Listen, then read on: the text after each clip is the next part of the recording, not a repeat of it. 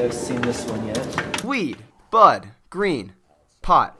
It goes by many names, but the psychoactive plant cannabis is most commonly referred to as marijuana, and it's been the source of a lot of controversy for decades.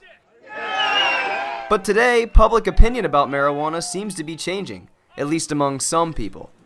Long gone are the days of psychotic dope fiends depicted in Reefer Madness, and 3 weeks ago, Colorado made history by becoming the first state in the U.S. where adults 21 and over can legally purchase cannabis for recreational use since it was made illegal in 1937. Alcohol prohibition lasted 13 years.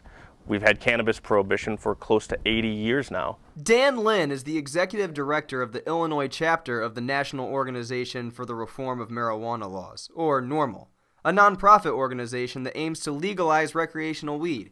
He explains why cannabis was criminalized in the first place. It was a concerted effort by a couple of people. One of them was William Randolph Hearst, and Hearst not only owned newspapers, but he owned a lot of forestry investments to supply the paper for his newspaper companies. And industrial hemp was a significant competitor to his forestry investment. Hemp is a kind of cannabis that lacks the psychoactive qualities of its relatives and can be used in making anything from pizza crust to biodiesel fuel for your car.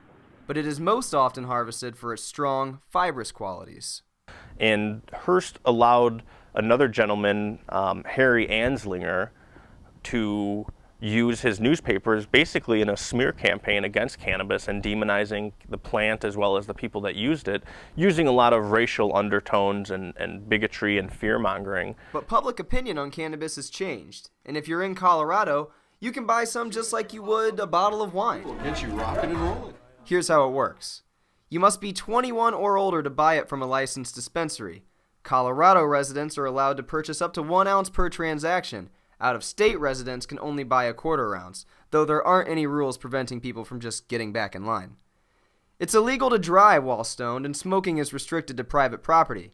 If Coloradans aren't interested in leaving the house for cannabis, they can grow their own, up to 6 plants per household.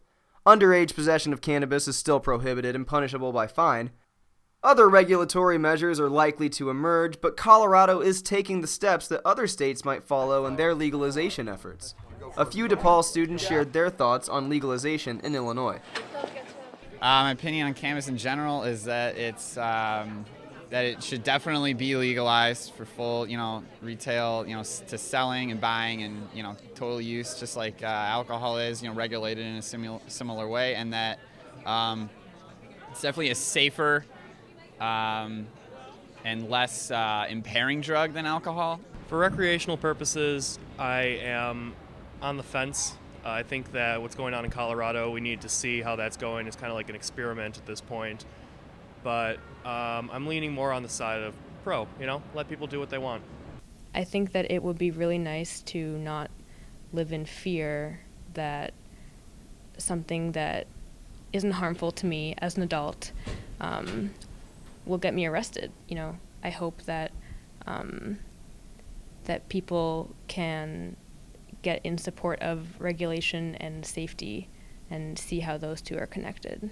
Though most DePaul students expressed a pro-legalization or relatively neutral stance on the subject, the cannabis reformation movement has still come under heavy fire from its opponents. We know about marijuana's harm to the adolescent brain, and so we're joined by the American Medical Association and the American Society of Addiction Medicine and other concerned physician groups who really don't want to see this spread because we're worried about the effect on society, especially to young people. The debate trudges on, but the taxes generated by this new market may have some anti-drug crusaders thinking twice. Colorado state officials estimate $67 million to be generated by cannabis this year alone.